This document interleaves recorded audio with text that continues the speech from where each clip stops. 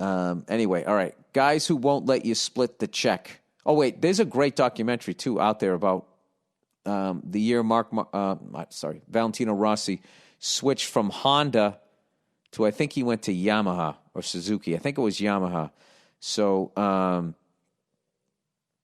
he was winning, and he was just the shit, and he was riding for Honda, which is like Lewis Hamilton, who's the shit, and he's driving for Mercedes.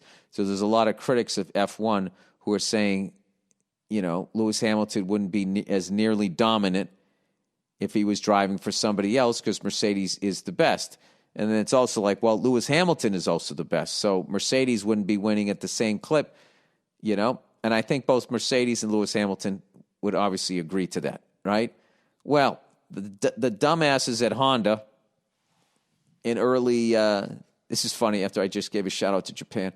I'm not saying they're still dumbasses, but they made a dumbass move where I guess Valentino Rossi was getting too much fucking credit, they felt, and they said, hey, it's not just the rider, it's also the bike. They alluded to something that, well, he is riding a Honda.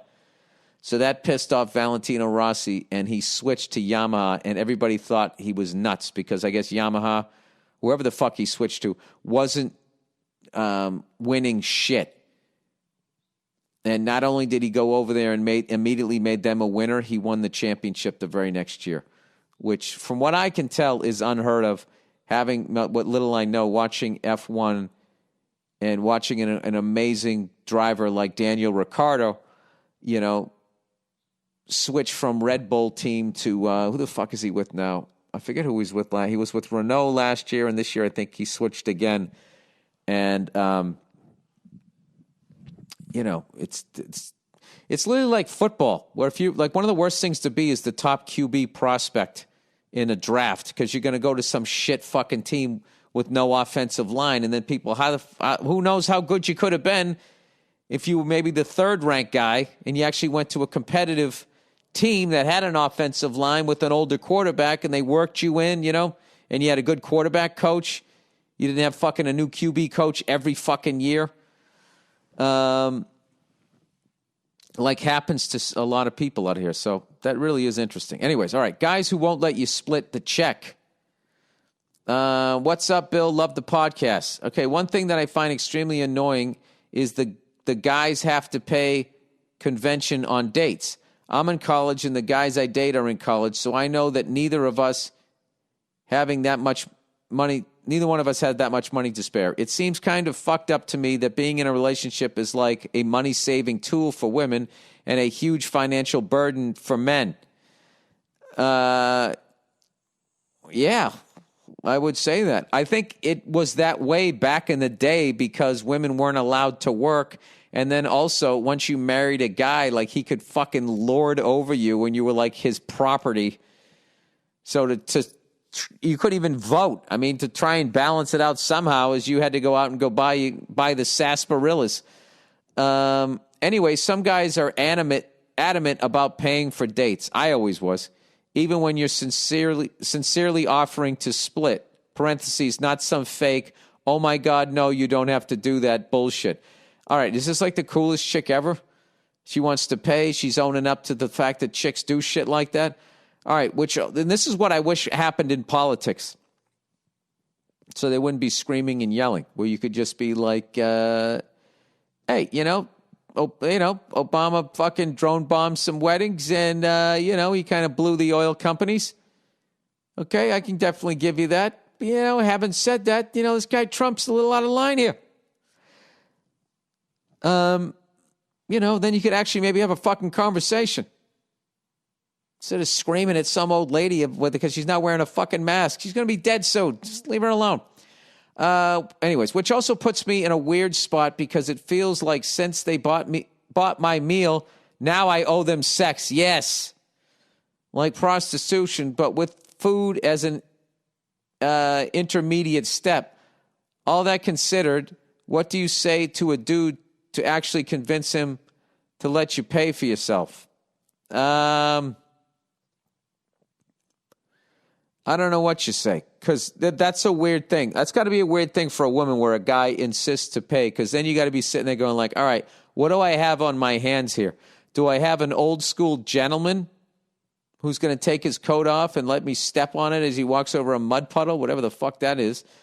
Or do I have somebody that's going to be shoving their dick in my face because they paid for my fucking steamed spinach here? I mean, that's a hell of a thing. Hey, this is why I wish more women wrote in on this fucking podcast. Well, Bill, maybe if you didn't trash them every 10 seconds, they'd fucking listen to this shit. Fair enough. Yeah, because that's interesting, that then you're going to be sitting there being like, okay, I'll let you pay for this, but, that doesn't mean, you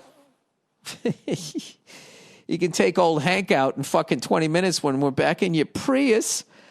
Yeah,